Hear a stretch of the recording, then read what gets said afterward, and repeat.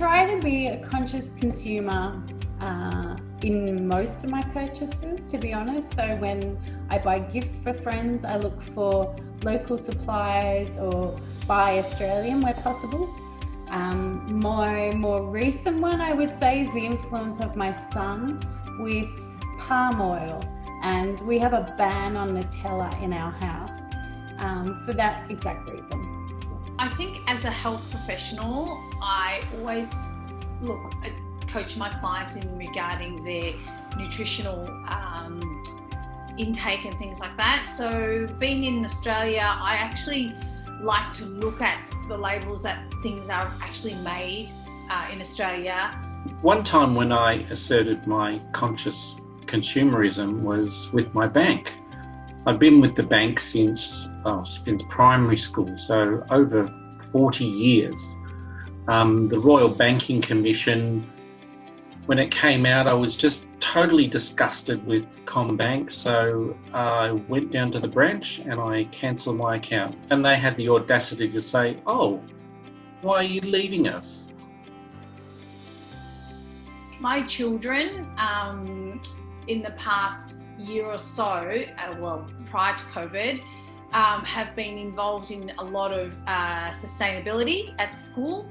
So recycling, revegetation, growing their own veggie gardens at school, and looking at, how they could implement that at home.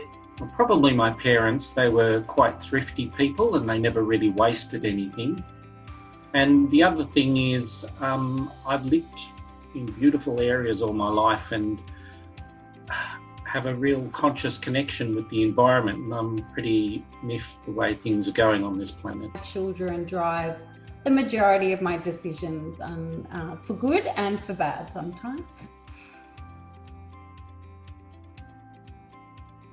I think the role of corporates has changed in that people have more connection, I think, with them. There's probably more trust. The problem with government over time is it's very much the political agenda is about what's of issue to them at the moment, whereas a consumer brand relates to people on an everyday purpose. Both government and corporates need to step up to help charities and partner with them.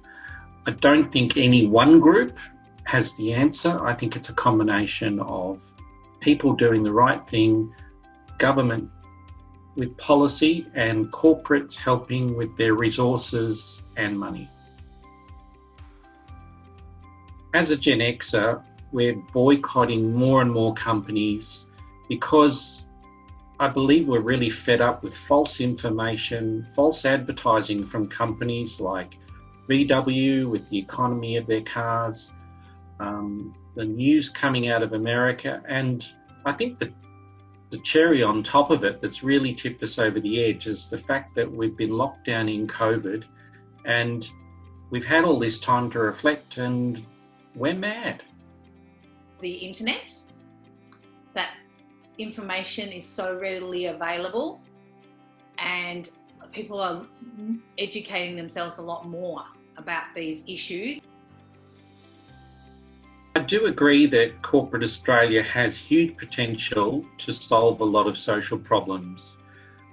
Not only are they part of the problem, but they can be part of the solution. I don't think they're the only part. I think government has its role to play in regulation, and we all have a part to play in that. They're such big companies. They would employ hundreds, if not thousands, of people. So I guess their outreach to those people and the influences they have on those people would be a lot greater than, any other services out there. Corporates really need to stand up and listen to what we have to say. They only exist because we buy their products. I mean, what is the bottom line? We're the bottom line. We're the ones that buy their products, so they should be listening to what we have to say. Part of the problem is they create social problems. They should be part of the solution. consumers do own this space. Consumers have a voice. Social media has given everyone a voice, a chance to have an opinion, and they can make or break a product or a business. Being a mother of young teenagers, I would say to them, they've got to really put their heads down and look towards the future of our generation going forward. Corporates do have a social responsibility, but beyond that, I think they have a responsibility to the environment, to sustainability, and to truth. They've got to be ethical. If they are, we'll be able to trust them a lot more.